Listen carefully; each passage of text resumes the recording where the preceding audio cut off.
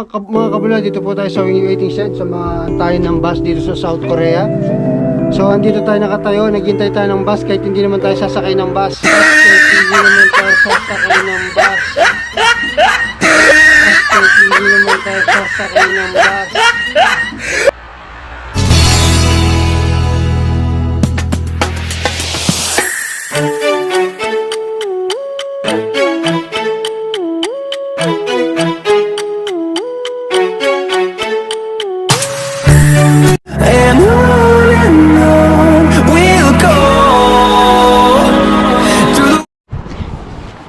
Ito mga kabulol, naglalakad ako. Nakaka-boring sa kwarto. Grabe. 3 days po kaming walang pasok. Simula nung 31. 1, 2, 3. By Monday na po yung pasok namin. Bukas nga po. Grabe, nakaka-boring, nakakaumay sa kwarto. Kaya ito, naglakad-lakad po ako dito sa tabi-tabi. Total safe naman po rito dahil wala naman masyadong tao. At the same time, para ma-stretching yung mga paa natin, yung katawan natin, ma-exercise. Although mas maganda sana mag-jogging, pero dapat kaninang medyo maaga-aga. Anong oras na dito? Mga 12 o'clock na ng hapon. Kaya ito, naglakad na lang muna. In short, tinatamad. Ayan po.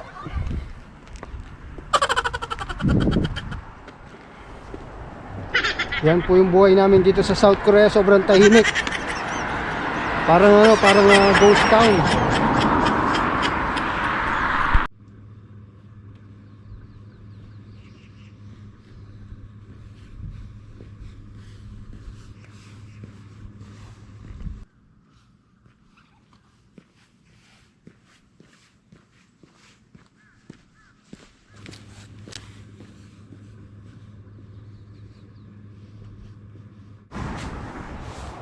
Yan mga kabulol.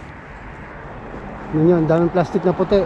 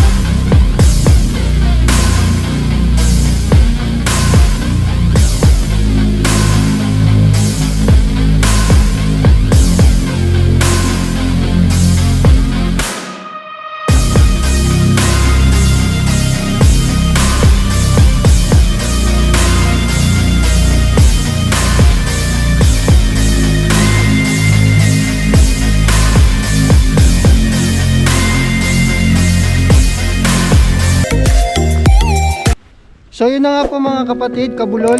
So pauwi na po tayo. Salamat sa pagsama ninyo po sa akin, sa pakikipagkwentuhan nyo po sa akin. Maraming salamat. Alam niyo na po yung kung sino po kayo sa mga kaibigan ko sa Facebook, kay YT lalo na. So maraming salamat po, and more flowers. More power po sa mga channel po natin. Sana lalo pa po tayong ma-bless at marami pong mga viewers na manonood sa atin at makapag-subscribe. So stay safe po at lagi niyo pong tatandaan, sharing is caring. So annyeonghaseyo, magkita-kita po tayo sa susunod kong mga video.